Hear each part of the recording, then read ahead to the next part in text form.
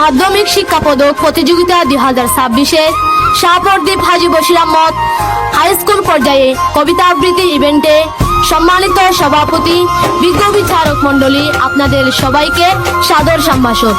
আমি মোহাম্মদ শেফায়েত, সপ্তম শ্রেণী ক শাখা, রুম নাম্বার 5 আবৃত্তি করতে যাচ্ছি কবি রবীন্দ্রনাথ ঠাকুরের জন্মভূমি কবিতাটি।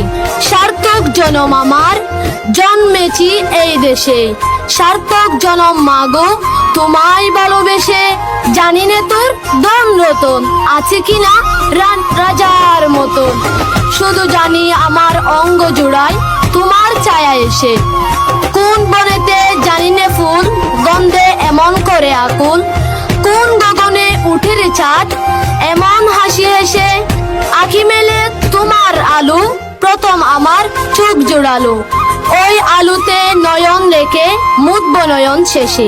ধন্যবাদ।